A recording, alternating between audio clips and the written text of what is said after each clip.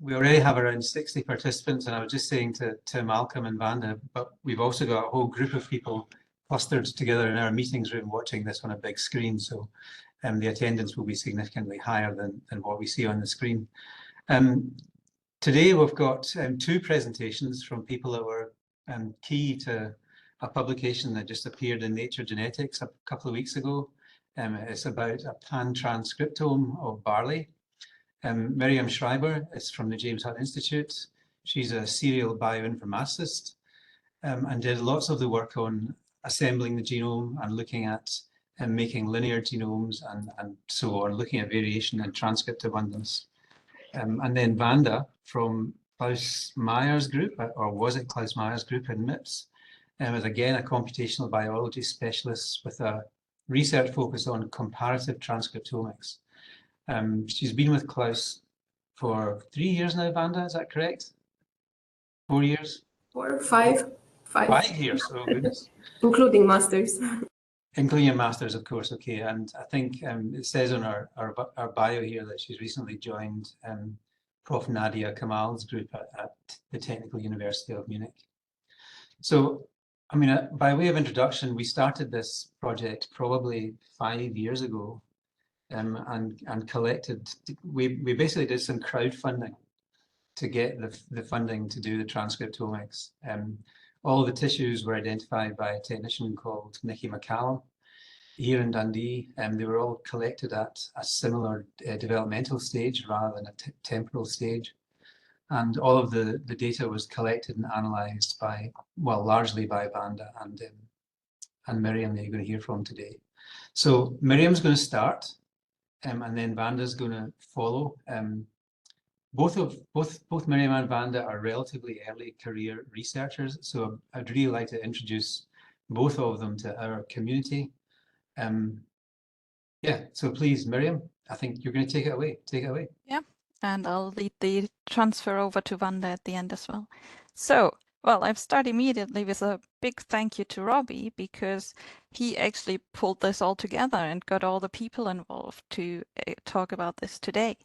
So I'll go to give an overview, and then Vanda will go more into detail on some of those things. So the first thing is thanks to everyone who's been involved. So it's been a massive project and a lot of people involved, and everyone helped with analysis, advice along the way, and it wouldn't have been possible without all the people. In the end, with all these different analysis we did, we ended up with actually 5 first authors, which is quite nice. And from those, only Vanda and myself could be here.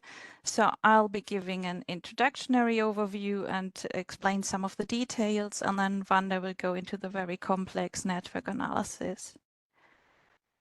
To start, I'm going just a brief thing. Why are we talking about pan-transcriptome?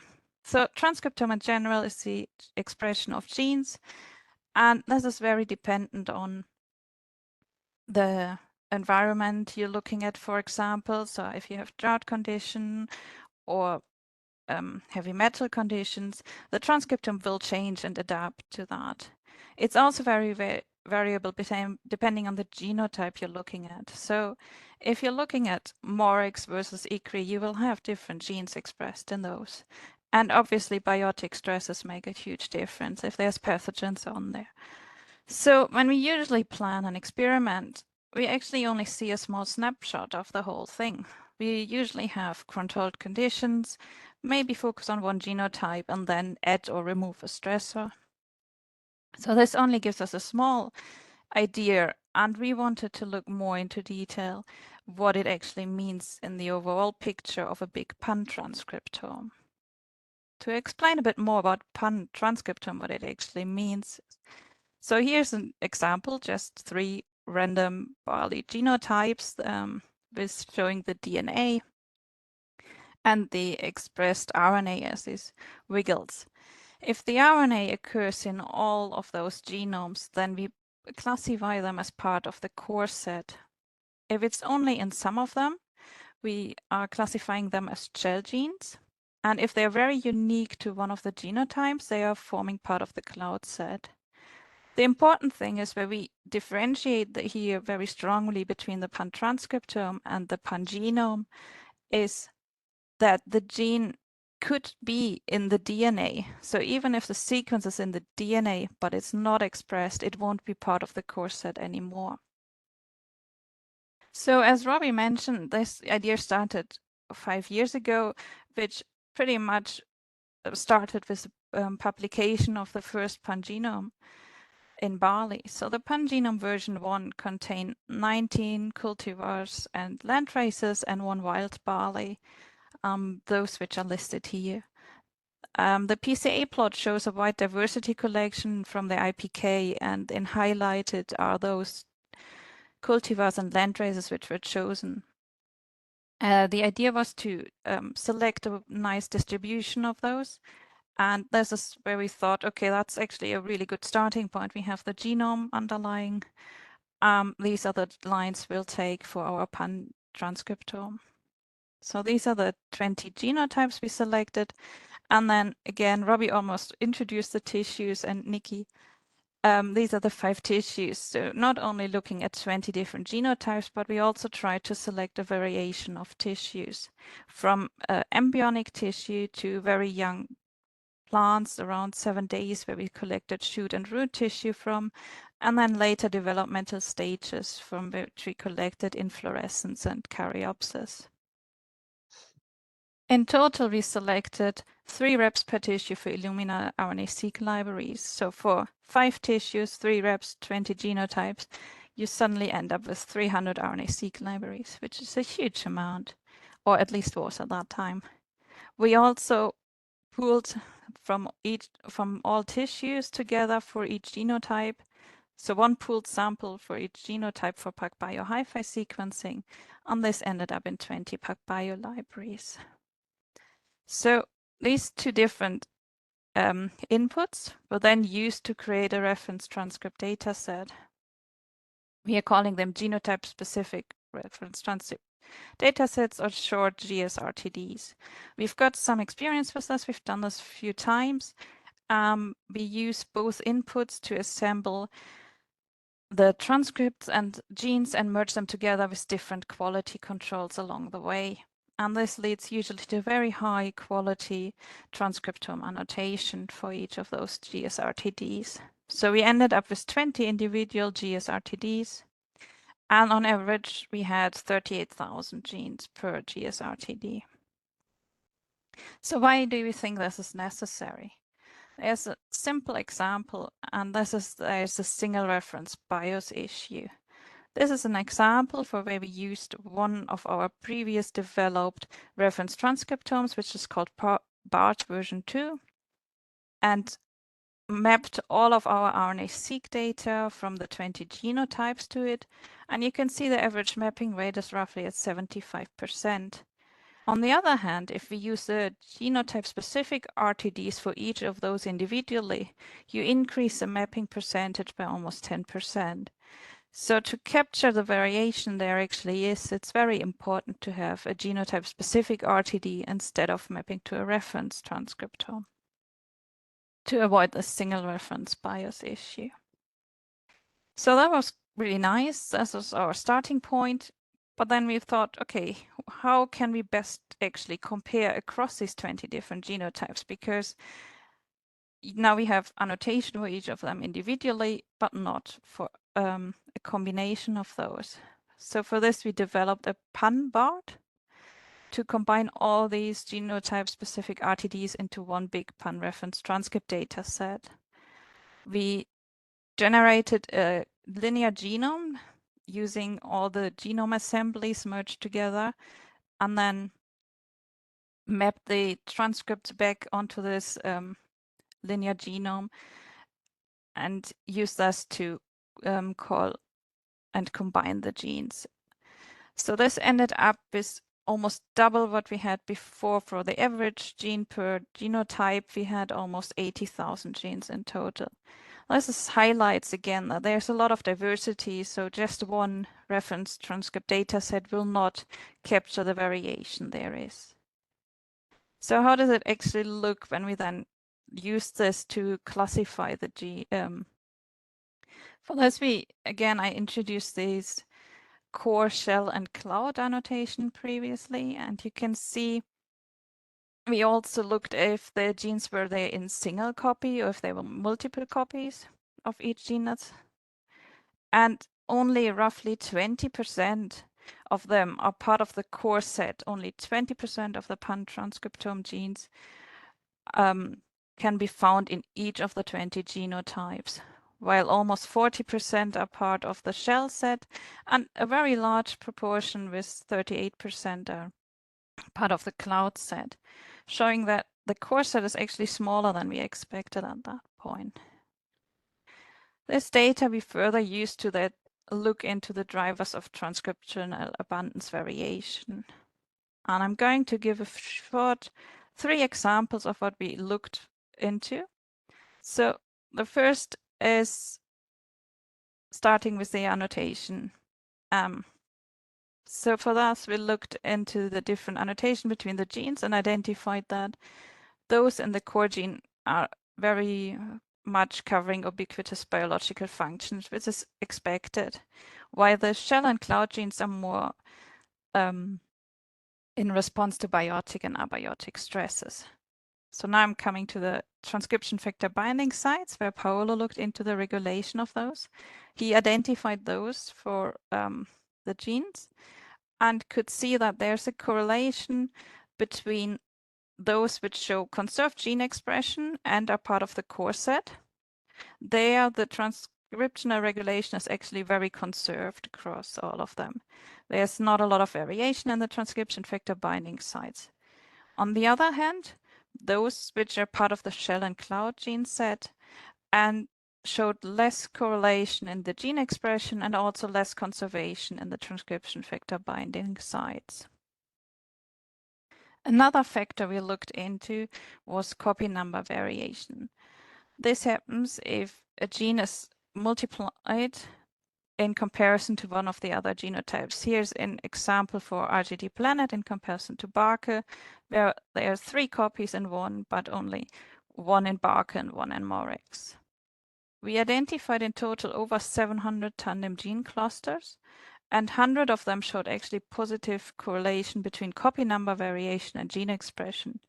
And I'm showing one example here, which is from a C-repeat binding factor in the embryonic tissue, which had between 1 and 5 copies, and shows a very nice correlation that the more copies of this gene exist, the higher the gene expression.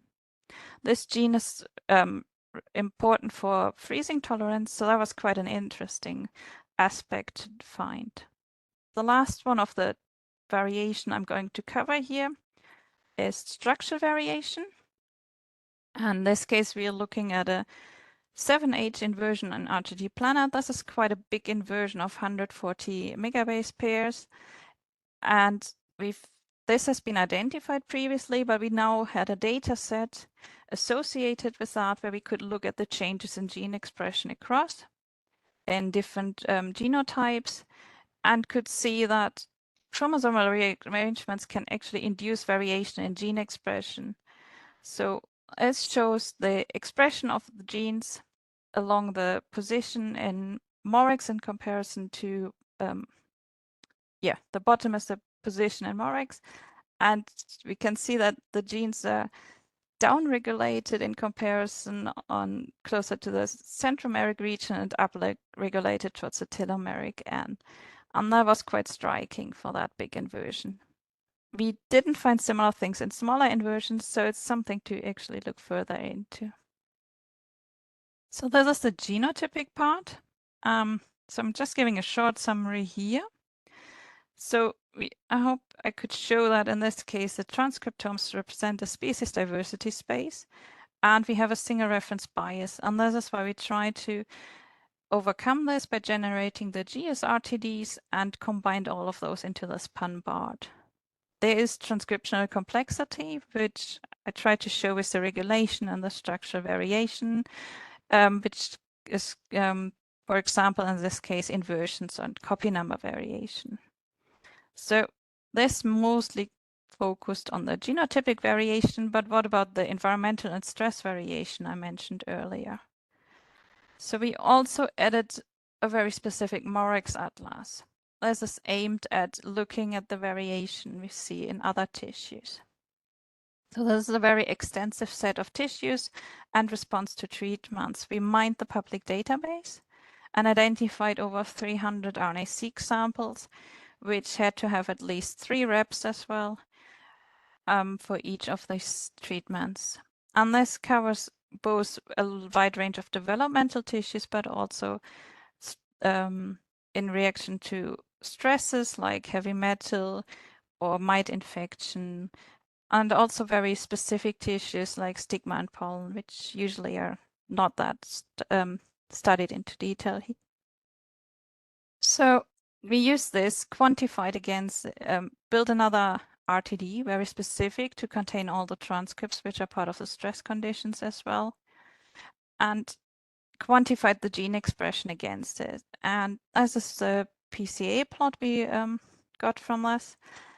And what was really nice to see is that it represents that the tissues are here, which the tissues are essentially splitting the PCA plot. So the samples on the left are leaf tissues. There are root tissues over there, and these are mostly associated with grain tissues. And then the stress itself, slightly different, cause for differential gene expression within these sample sets, but the major driver of transcript differentiation here is the tissue type. So we wanted to have a look at how important is it to have these different RTDs. And the last bit we compared then the Morex RTD with the pan-BART. So how comparable is a reference transcript dataset, which is based on variation in genotypes, to a transcript database, which varies in tissue and stresses.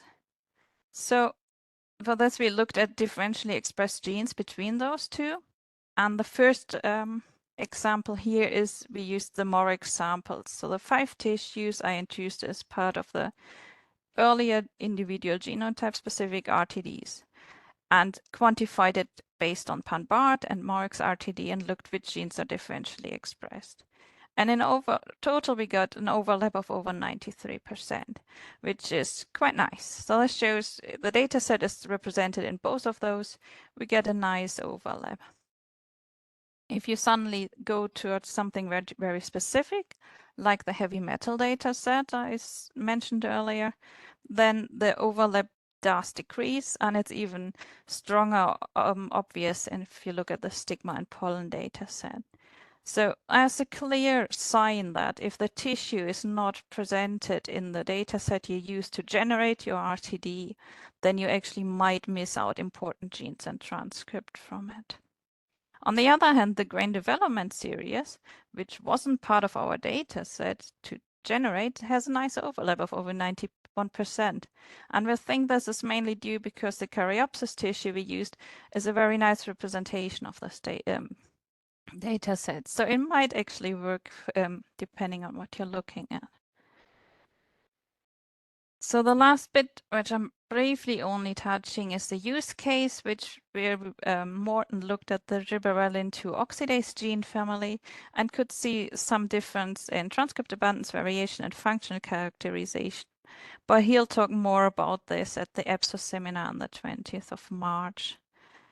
And after I've now given an overall overview of the whole project, I hope you'll be really interested in using this resource and looking for your own genes. And in addition to obviously starting with the paper, there are also 2 websites associated with it where you can easily check your transcript abundance. One for the pan-BART and one for the Morex gene atlas. You can blast your gene of interest and see the expression across. So this is hopefully for a lot of people a great first starting point to look at this. So with this, I hope I could give you a nice overview of the whole thing. And I will now pass over to Vana, who will talk more about how we used especially the core genes to look at the complex network analysis.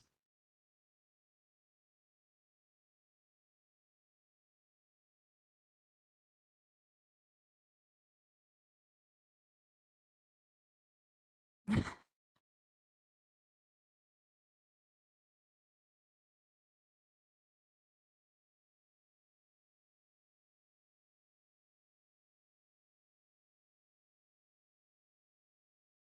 can't see it, Wanda, and you're muted still.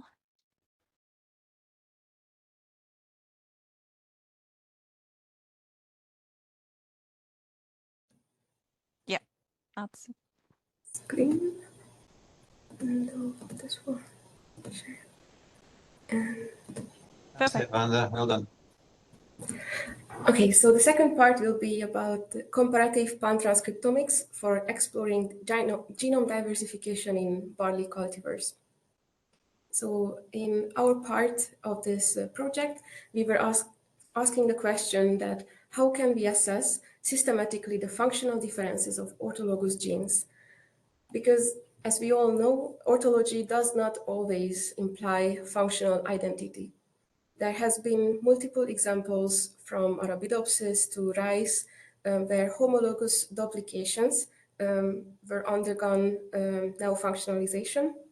And in our project, we wanted to see if we can find similar examples among single copy orthologs across genotypes within a species as well, because these examples also were within one species. And furthermore, we were looking for an opportunity to screen for these gene candidates faster. So for this reason, we built a bioinformatics pipeline to detect orthologs' functional diversification in a systemic way. And now I will walk you through these steps briefly.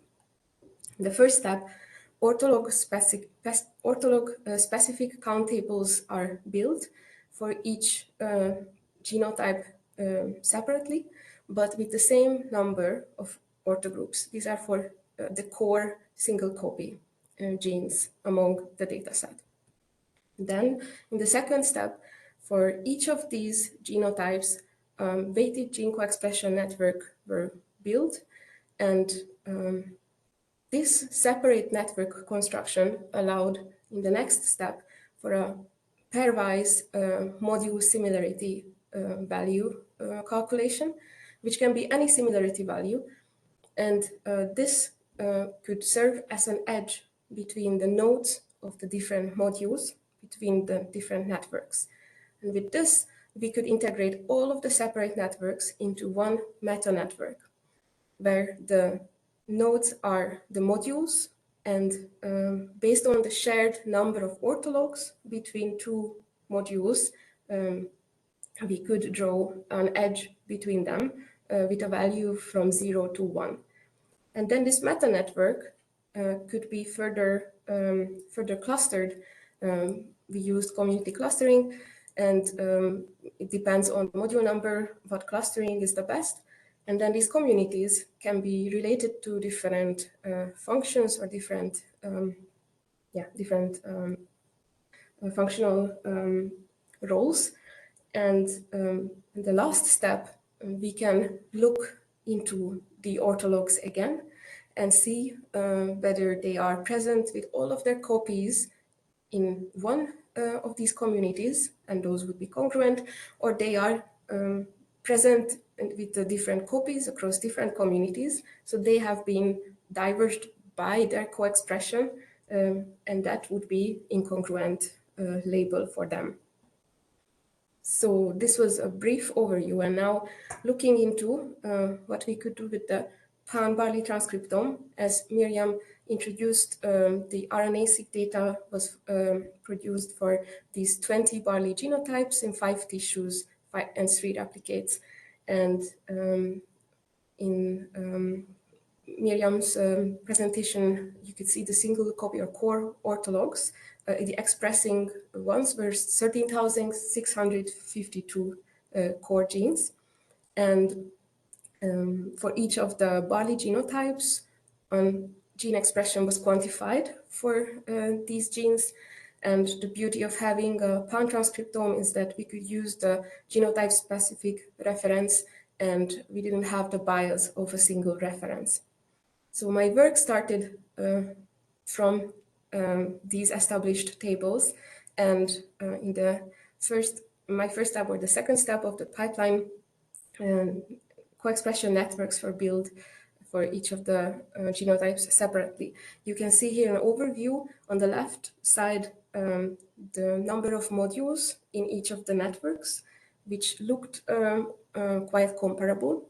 And on the right side, you can see the distribution of module sizes for each of the networks again. And here again, we could see high comparability. So we proceeded with the next step, which was taking each of the modules and pairwise comparing them across each other. And we used cosine similarity, which is frequently used in natural language processing as well.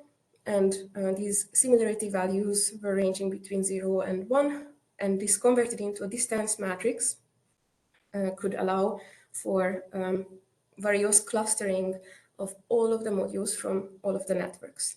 So in total, we had from the 20 genotypes, 738 modules. And in this left side, you can see hierarchical clustering based on the cosine similarity values. And it's probably already striking your eyes that in the left corner, we see 3 highly conserved or highly clustered groups. And these are exactly 60 modules. And each of the modules are named after the genotype name.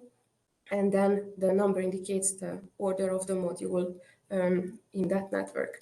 And they are exact 20 LATs. So each of the genotypes contributed exactly with 1 module for each of the 3 groups. And that is very striking because these could be something very conserved across these genotypes. And indeed, when we did a module-wise module tissue correlation, then we could see, for example, Caryopsis or the grain tissue highly correlated with one of them, and the root with the other one, and the third one was shoot and the embryonic tissue, which also included some photosynthetic tissue. And then indeed, in the functional enrichment, again, module-wise, revealed that, for example, photosynthesis was prevalent for this group of modules. And for the grain, it was also interesting to see starch metabolism and the other terms would also fit with these tissue correlations. And this was very nice to see, but then we expected to see more of this and less of the rest of the heat map. So we were wondering, what can we do with the rest of the 738 modules? And to give you insights on how these analyses evolve, to visualize all of the 700 modules would look like a hairball, and that wouldn't be too meaningful. So looking further, we came across community clustering or Levin clustering, which is very much used in single cell expression studies. And this clustering allowed for detection of 6 distinct communities of the modules. And further looking into these modules, we could again see very distinct module tissue correlations, again module-wise, that would align for all of the members of a community. So on the lower panel, you can see again the cosine similarity values in a heat map for community 6, 2, 4, 3, 1, and 5. And then this middle panel shows the module tissue correlations, and the top panel shows the functional enrichment, again module-wise. And the detailed investigation of each of the communities allowed to identify that the main drivers were tissues for these communities, such as root, the embryonic tissue, meristematic tissue, shoot, grain, and inflorescence. And with this, we were wondering how can we now look back to the individual orthologs, and we could draw definition for each participating orthogroup to be called congruent if all 20 copies are present within one community, but if at least one copy are shared, or like at least one of the copies of the 20 are present in another community, then it would be labeled as an incongruent orthogroup.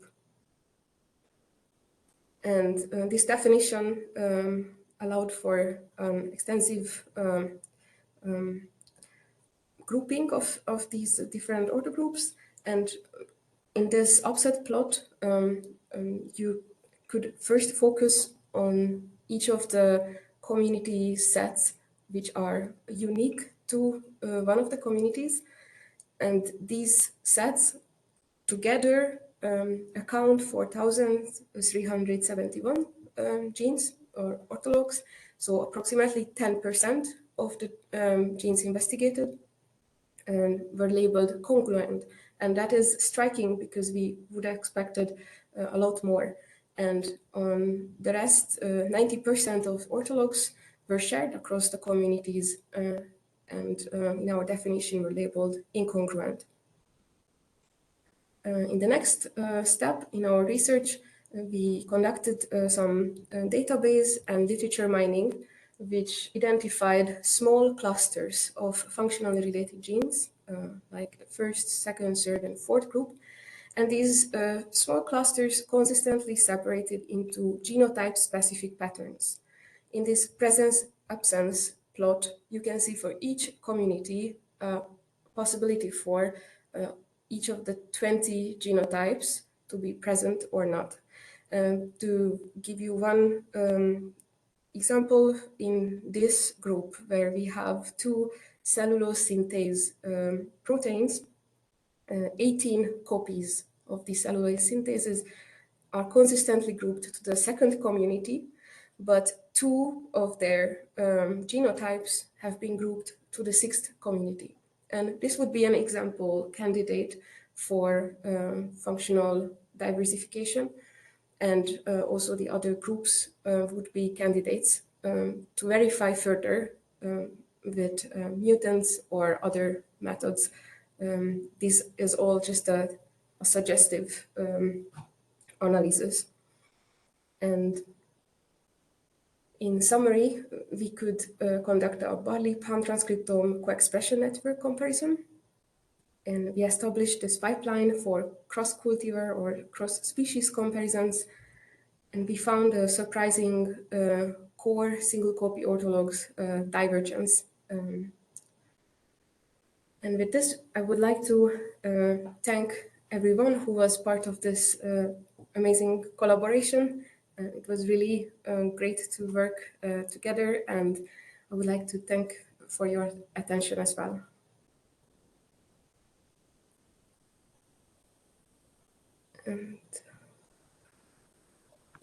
Vana, Miriam, well done. Thank you very much. So we wrote in the chat that if you have any questions, if you want to write them down in the chat, please write them down and we'll speak, or we'll read them out later on so that Miriam or Vanda can respond. If you put an at Miriam or at Vanda in front of the question, it would be quite useful because then we know who to direct the question to. And I see there's already one question in the at least one question in the chat. I'm trying to think who it comes from. Oh, it's from me. There's a surprise. So Vanda, I had a question. In the comparisons that you showed between independent modules, you focused on the three that had the highest correlations. But when I looked down the diagonal, there was lots and lots of smaller, less obviously or less strong correlations. Did you explore any of these to see if there was any kind of reason why you were seeing that level of correlation between these? So those would be orthologs that are split, or orthologous clusters that were split between the genotypes, and they are very interesting. And I wanted to look into it, and I think we have tried to find some genotype-specific clustering of them to be driven by the row type or other features of these barley accessions. But we couldn't find anything for the first try, and this would be something to explore further because I agree, they are very interesting. Okay, another quick question, which I guess I'm not entirely sure of myself, and that's how's the data being made available for for that, for the clustering? Yeah, so I forgot to mention that all of the scripts are available on Git, and also all of the other scripts from the other parts of the entire paper and the collaboration are really well documented. And along with that, in the supplementary materials, we have some quite big tables that can serve as a resource. For example, the networks results are also included, where you can see this new pan-BART identifiers, the Morex version identifiers, and you can find out which community or which module they belong, and their functional annotation based on Mercator. Okay. They are part of the supplementary which has been uploaded to Zenodo. So Yes. there's no fixture, sorry. There's a fixture link in the paper where people can access all this information. Yes. I have another question, but I'm going to let anybody else that's in the list of attendees ask anything if anybody has a question first. Does anybody have their hand up? I can only see me and Miriam and Vanda. If your hand's up, do you want to just unmute yourself and shout?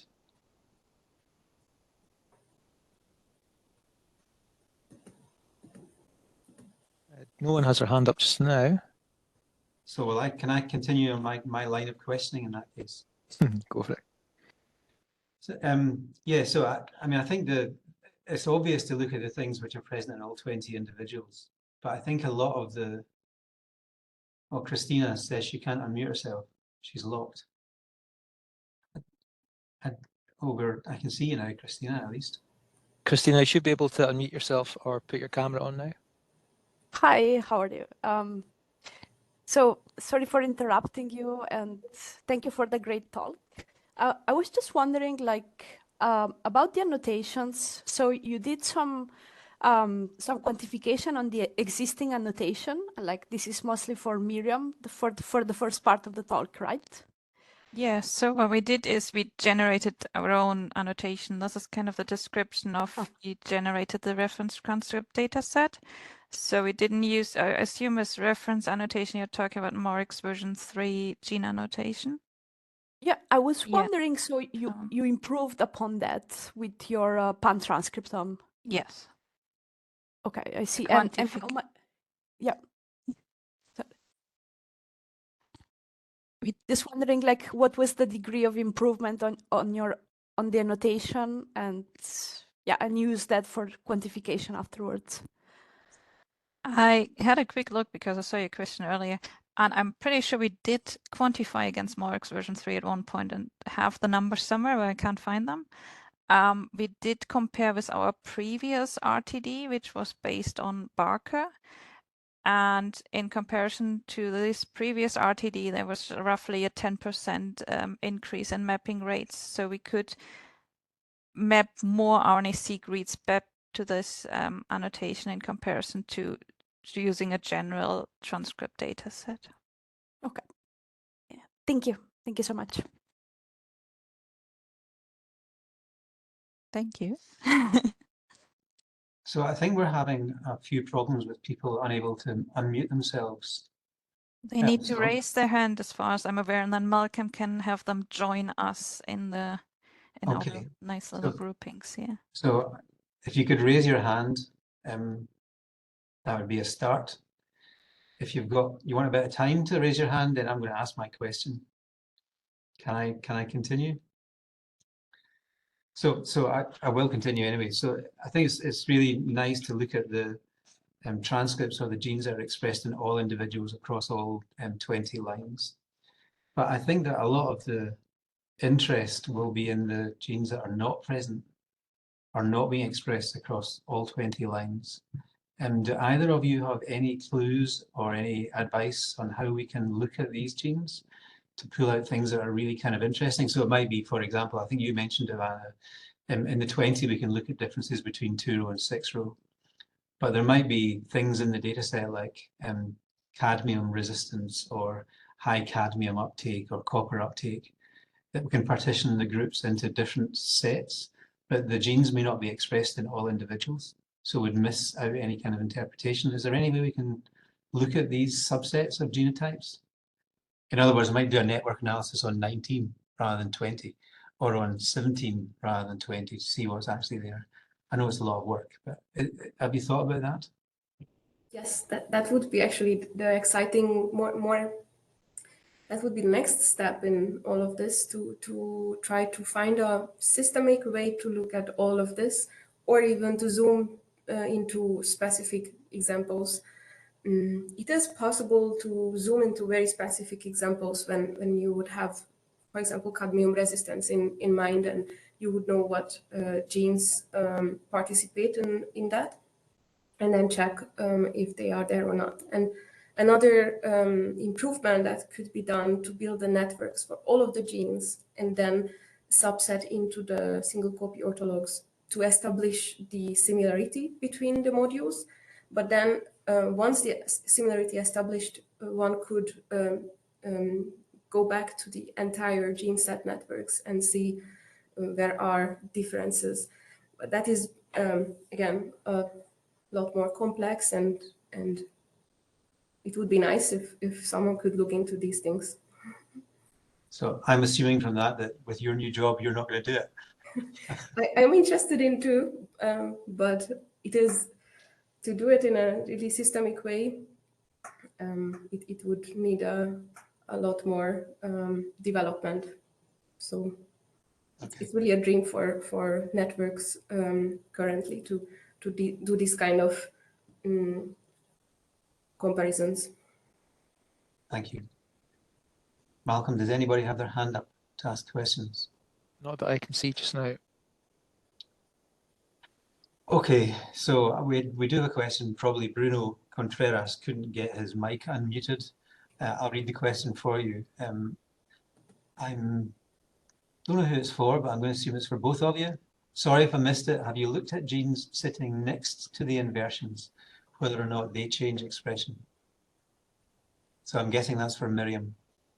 Yes. So when I looked at the very specific 7H inversion, I looked at differentially expressed genes for all of them. So I didn't specifically just focus on the inversion location, but I looked across the whole genome at differentially expressed genes. And actually only the ones within the inversion show changes. We have seen in one, or I have seen in one mutant where we think there's an inversion causing a phenotype, but again, it's within the inversion more causing the change in expression than outside of the inversion, from what I'm aware. But I wouldn't put it past that disrupting promoter or transcriptional factor binding sites within the inversion will then cause also slightly outside the inversion changes, but we've not observed it for this very specific example. I'm going to put Laura on the spot because I think she was wanting to ask a question and then couldn't unmute. But Laura, do you have a question or not? Doesn't make any difference. And you probably still can't talk, right? Oh, here I am. Yes, I was also locked. No. I just saw that Christina had put a question in the chat, but she was not able to unmute. That's what I was saying. No, thank you. But I saw this talk in part at a recent meeting in Dundee, so I was aware of the contents. Thank you so much. No, thank you. Sorry to put you on the spot. It's okay. No worries. That's okay. It's a pleasure. Congratulations again. So I've asked a whole range of questions. And if there's nobody else has any questions, then I think we can probably close the meeting or the seminar. And just again, let's all give some thanks to Vanda and to Miriam for their presentations. And very clear, very nicely presented. So thank you both very much, and thank all of you for coming to this. And we have another seminar in 2 weeks' time. I can't remember who it is, to be honest, but we will send out information about it, hopefully in plenty of time for you to decide whether or not to come. So thank you, everybody, and we'll see you perhaps, hopefully, in a fortnight. Bye-bye.